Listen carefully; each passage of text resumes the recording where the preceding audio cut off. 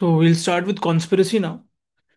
So conspiracy, as I taught, is a mutual agreement between two or more persons to cause damage to the plaintiff and causing actual damage thereby without reasonable cause. और ये damage हो रहा है reasonable cause के अलावा, तो कहीं ना कहीं तीन चार चीजें मिलके ही आ रही होती हैं। यहाँ पे कॉन्स्पिरेसी है। क्रिमिनल कॉन्स्पिरेसी वर्सेस कॉन्स्पिरेसी इन टॉर्ट का हम मतलब डिफरेंशिएशन देख लेते हैं। सेक्शन 61 ऑफ बीएनएस में the mayor agreement of the parties is actionable, whereas in tort conspiracy is completed when actual damage is caused as a result and act further to the mutual agreement. Easy.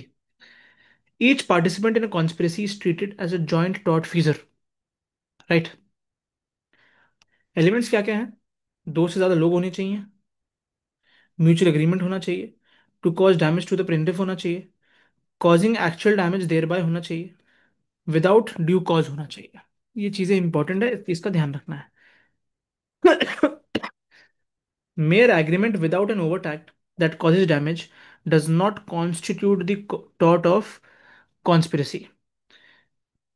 If the object is to promote own interest rather than to harm another, then it is not liable if there was damage to plaintiff. However, the agreement should be actuated by self-interest and not malice.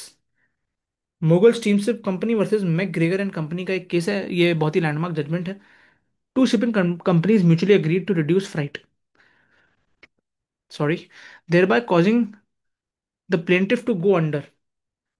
Held that even though there was injury to the plaintiff, defendant was not liable as their agreement was not to damage but to promote their own commercial interests. ठीक है, खुद के लिए काम कर रहे हो तो इसमें डैमेज को दिखाया नहीं जाएगा और इंजरी नहीं प्रूव करी जाएगी। हंटली वर्सेस थॉर्नटन का एक केस है। The plaintiff refuse to join his union to strike. When the union council refused to censure him, defendants took it upon themselves and started to scare off his customers. It was held that the action was actuated by malice and not self interest. Hence, there was liability created. Thirdly, Gregory versus Duke of Brunswick. Defendant and friends hissed at the plaintiff during his act, compelling him to desist from it and thereby causing him to lose his gig. This was held to be the conspiracy against the plaintiff. ठीक है, civil और criminal conspiracy का difference देख लेते हैं। Civil एक civil wrong है, ये क्रिमिनल रॉन्ग है। इट इज अगेंस्ट इंडिविजुअल, ये अगेंस्ट स्टेट है। ये देख हमेशा बेसिक रहेंगे ये दोनों चीजें, तो कहीं भी डिफरेंस है तो ये दोनों लिख दो। It is considered to cause damage to a person. It is considered to commit an illegal act or a legal act by illegal means. Mere agreement is not punishable.